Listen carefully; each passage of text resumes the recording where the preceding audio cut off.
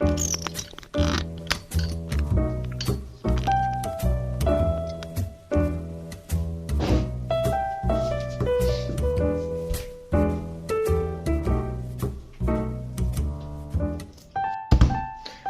witam serdecznie dżentelmeni przy stole w takim unboxingu, których sam nie lubię, gdzie rozpakowywacz nie wie nic na temat gry i próbuje sobie wymyśleć, do czego służą komponenty. Ale jeśli macie ochotę pooglądać ze mną obrazki na kartach, to serdecznie zapraszam, bo jestem bardzo ciekaw właśnie chociażby na razie takiej graficznej szaty tego produktu. Jest to 7C, nowy LCEG w naszej kolekcji. No zobaczymy, jeśli widzieliście właśnie recenzję Zigarc z Dice Tower, no to zastrzegł już na początku jako potencjalną wadę, cechę, że nie jest to system prosty, łatwy i dostępny dla każdego, więc dla mnie brzmi to już ciekawie.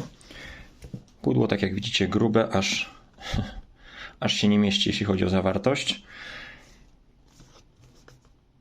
Peanut Box Entertainment, czyli ci od Doomtown. Doomtown, dobrze mówię? Tak, Doomtown.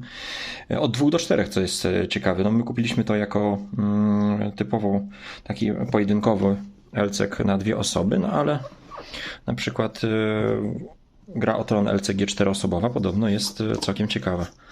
No, gruba instrukcja, nawet z grzbiecikiem, więc to już zapowiada dłuższą lekturę. No, widzicie, tekstu drobnym maczkiem sporo i rozpikselowane grafiki. Ojejku. No nie, no tego się nie robi. Miejmy nadzieję, że na kartach poszło mi lepiej. No, poza tym, tak jak widzicie, layout taki w starym stylu, czyli Apple pod tytułami, no, fragmenty papieru, tekstury papieru. Takie tam. Nie będę się czepiał, najważniejsze jest tak naprawdę rozgrywka. No, ale trochę stron ma, tak jak widzicie, 46 stron. Sam podręcznik. Natomiast dalej, Learn to Play, czyli krótki tutorial, pewnie pierwsze rundy, jak rozgrywać. Świat 7C, no to jest, tak jak wspominaliśmy w naszym którymś odcinku właśnie, to jest to z gier fabularnych uniwersum, które opowiadało właśnie o takich historiach z rodem z powieści Dumas, czyli pojedynki, szermierze. Tutaj jest kwestia piratów też, więc dosyć taki awanturniczy, bogaty w przygodę system.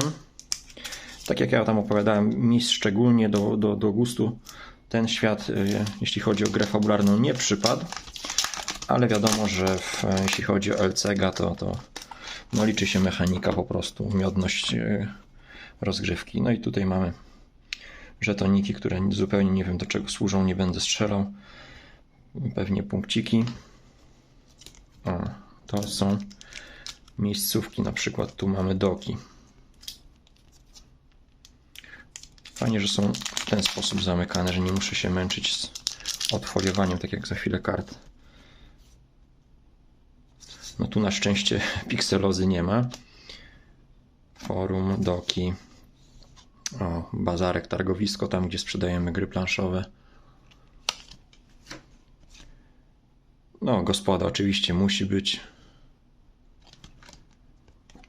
Jest dwustronne, ale z drugiej strony jest tylko ilustracja.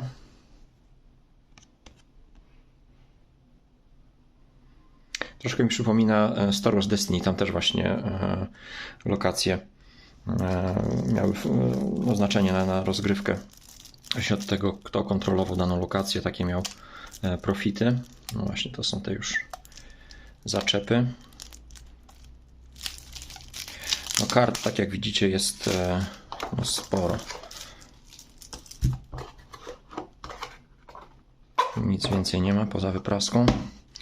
Dobra, przejrzyjmy w miarę szybko Czyli to mamy te lokacje, które były przed chwilą.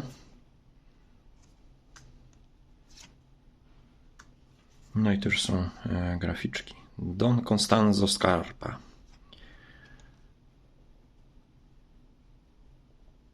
Fajny font czytelny. Nie jest nadziubdziane, a tekstu jest sporo.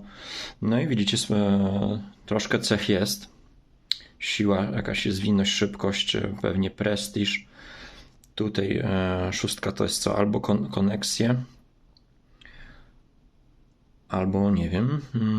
No i kolejny, tu ostatni, ten piękny kapelusz może oznaczać charyzmę albo coś innego. Tak jak powiedziałem, to jest właśnie ten typ unboxingu, kiedy prowadzący domyśla się, co może znaczyć.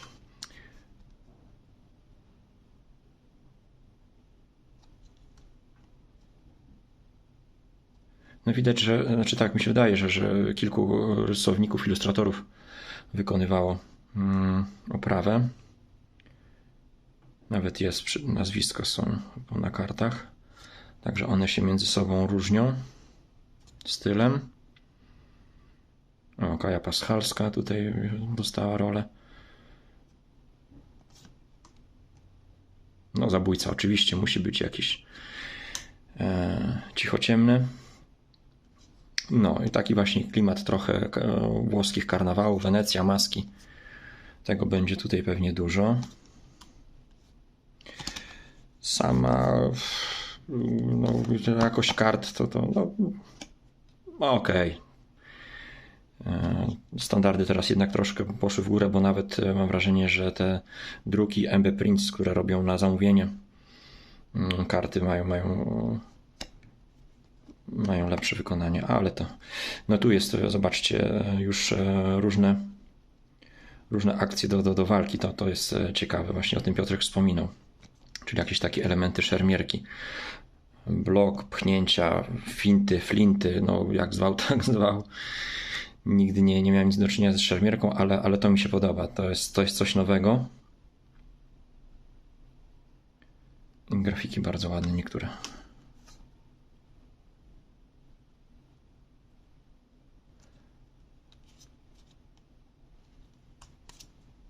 Co ciekawe, widziałem na BGG informację, że absolutnie jeden korset wystarcza do rozgrywek, więc to już nie są, tak jak w przypadku gry o Tron, to już nie jest konieczność zakupu 3 korsetów, żeby móc pograć uczciwie, tylko podobno jeden właśnie ten korset w zupełności wystarcza. For the family. Tekst.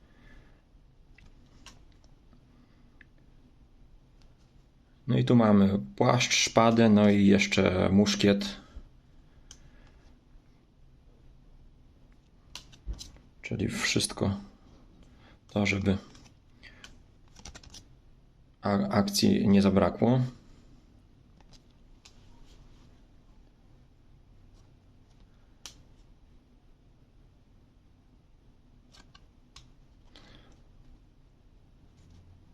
No nie mówię, nie będę tutaj się domyślał, o co chodzi, ale no tak zakładam, że to są właśnie karty do walki. Chyba można tych kart używać właśnie na różne sposoby, czyli tutaj mamy tekst, reakcję, ale też właśnie jako element walki. Trochę jak w Doomtown, gdzie tak mi się wydaje, gdzie talia służyła zarówno do grania w pokera podczas zbierania tych pojedynkowych, podczas zbierania tych figur pokerowych podczas pojedynku, ale też właśnie do podejmowania innych działań. O, strasznie drogi 9 kosztuje, więc jakiś grubas, tak zwany Leader Hero.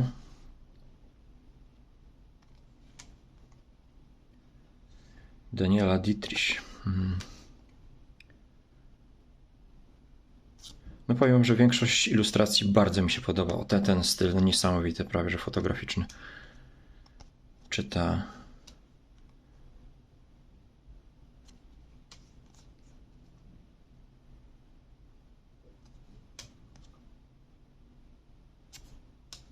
No No, grafiki też pokazują różnorodność tego systemu, bogactwo tego świata. Bo i widzimy ciężko uzbrojonych jakichś tam w płytówki żołdaków, ale też i gdzieś w stylu właśnie Trzech Muszkieterów, Fechmistrzów, no tak jak tutaj płytówka.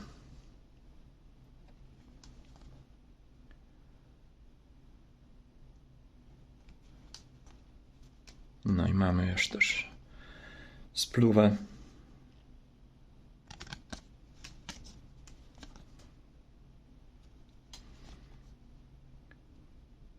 No, mam nadzieję, że na dniach uda nam się zagrać i będziemy mogli gdzieś tam na gorąco poudawać, że coś tam wiemy, opowiedzieć o pierwszych wrażeniach.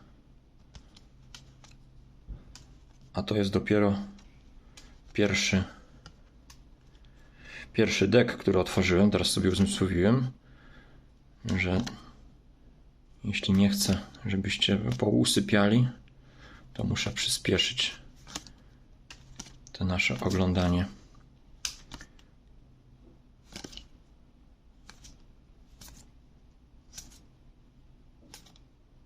Podoba mi się ogólnie design kart. Nie jest przodowany, bardzo dobrze, że jest monochromatyczna ikonografia. Wszystko jest w jednym miejscu porozmieszczane. Nie ma bałaganu na kartach, no ale wiadomo, dzisiejsze czasy pewne standardy narzuciły. I to dobrze. No, karty zdecydowanie lepiej wyglądają niż instrukcja.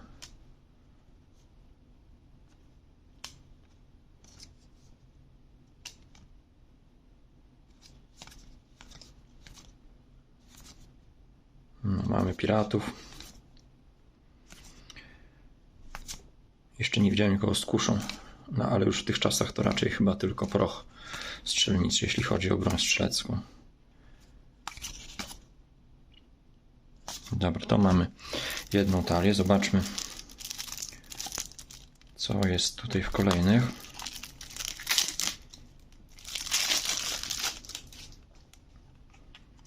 Pan ze śmierdzącą rybą.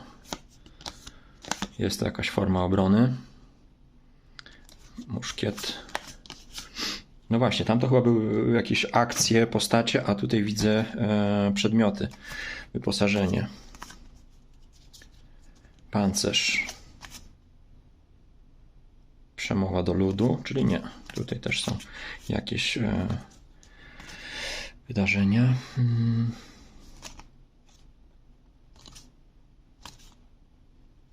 Wykrwawienie. Bun.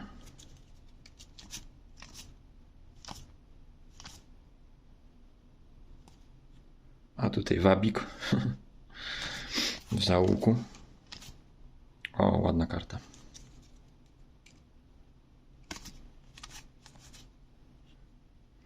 No widzicie, są po 3 sztuki każdego. Znaczy każdej, no, są po 3 egzemplarze tych kart, które można wielokrotnie stosować. O, tu nawet 4, więc tak, nie wygląda to, że nie warto rzeczywiście inwestować w kolejne korsety, no ale to dobrze, fajnie, bo to jest uczciwe podejście do klienta, który od razu dostaje pełnowymiarową grę, a nie jakąś wersję demo.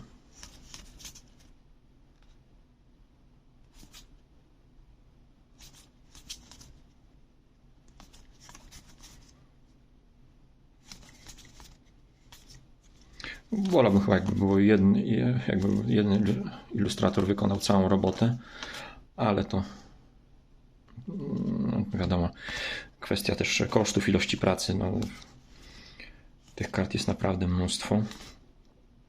No tutaj to mamy wręcz Indiana Jonesa. Co on tutaj robi?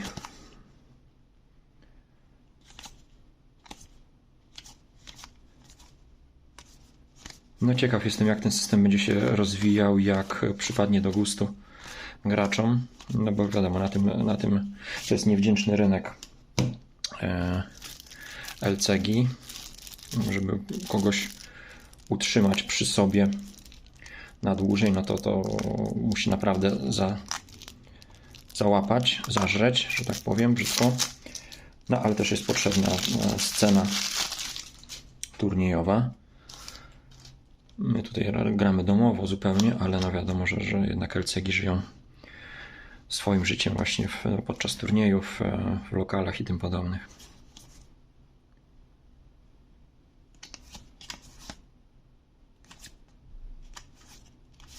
Ładne karty, fajne.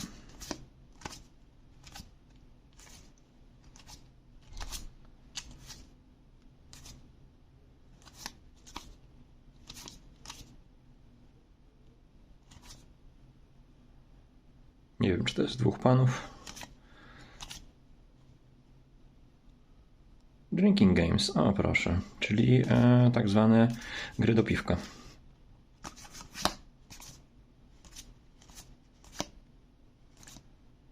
O, jest i piękna świnka, prosiaczek. Od schlania. No ciekawe, czy ktoś się w Polsce po to schyli, pewnie nie. To już kojarzę, grafika często się pojawiała reklamując grę. Pewnie mało który polski wydawca będzie chciał pakować się w kolejnego LCG,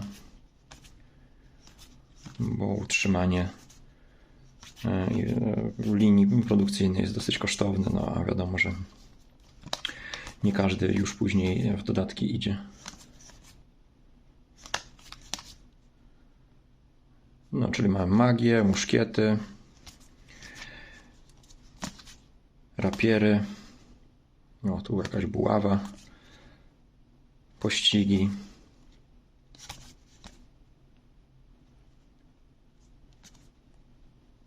zawody w siłowaniu się na rękę,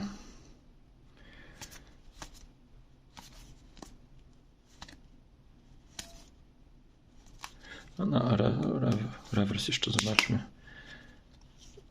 Okay, widzę, że też się różnią. Ciekaw jestem, z czego to wynika. Pewnie różne frakcje mają inne rewersy. No zobaczymy, bo kolejka tych LCG-ów u nas jest duża. Jeszcze nawet nie zabraliśmy się za Warhammera Conquest. Pan ze śmierdzącą rybą na koniec. Ale to też będziemy chcieli wszystko po kolei poogrywać. No i tak wygląda 7th Sea Core Set City of Five Sails. Chaosium Incorporate ma prawa autorskie do tego uniwersum, z tego co pamiętam, a wydawcą jest Peanut Box Entertainment. Okładka mówi, że 14 plus rozgrywka i mam nadzieję, że nie jest on zawyżone, że rzeczywiście będzie to wymagający tytuł. Także damy znać, jak nam się podoba. Na razie prezentacja szaty graficznej. Mam nadzieję, że ktoś tam z Was ma u siebie już egzemplarz i będzie chciał się podzielić wrażeniami też z rozgrywki. Dzięki serdecznie za obejrzenie. No i polecamy się na przyszłość jak produkty z Biedronki. Hej!